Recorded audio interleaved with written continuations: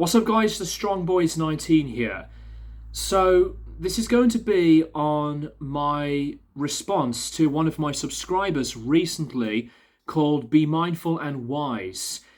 Because on the last video that I've posted, he suggested if I was going to do my thoughts for a bit on the new Slipknot track that had just come out a few days back called The Dying Song Time to Sing.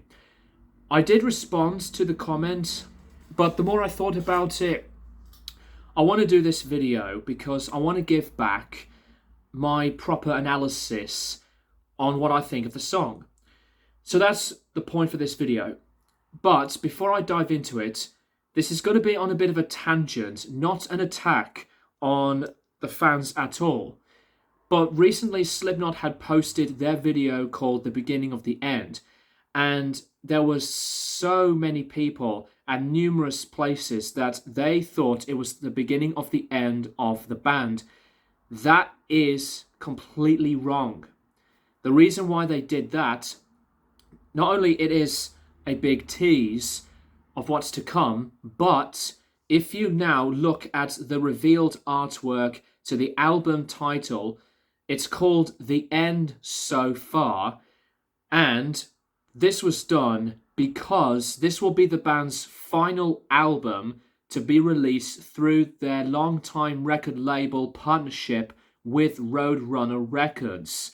So this is their upcoming 7th album. They've been a very big Roadrunner Records labeled band since the very beginning when they were signed to this label back in the late 90s. And I think after the release of this album, Slipknot are going to sign away their Roadrunner Records contract and are going to go independent. So that's just something that I want to clear some heads up with what's been going on what Slipknot had been posting through social media, from Facebook to YouTube and Instagram. So now back to the main point for this video. My personal thoughts on this track, and I am going to be brutally honest. I thought the Chapeltown Rag was a much better song than what I've heard on this track. And I have actually done a listening and reacting to the previous single, the Chapeltown Rag, when it came out back in November. And I was really enjoying it a lot. It did have a few criticisms, but I think with this track, The Dying Song Time to Sing, is not one of the strongest of new singles. So I listened to the track more than twice just to really refresh my ears and my mind of what I was going to address in this video. And I find that a lot of the songwriting to the track was really decent.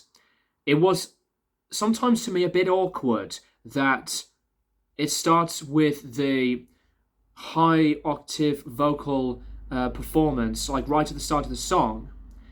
And I think when it goes into the heavier parts, it did sound very groovy. The energy was all here. But again, I have an issue with this track, like onto the chorus from the Chapeltown Rag. The Chapeltown Rag was a song that I thought had a lot of balls to it. It had stronger amounts of writing, and while it is not like a song that blew me away, I really enjoyed that song. But with this track, I don't know, it's a little bit underwhelming. Maybe I will change my mind and repeat this song many more times when the album will eventually be coming out in late September time. And performance-wise in this song, they are still delivering a lot on that energy, and the drumming from Jay Weinberg was fantastic. Just an astronomical member in this current era of Slipknot. And by the way, if some of the fans are going to ask me what I thought of the masks, I think that these new masks are really, really good. Michael's mask is absolutely one of the best ones.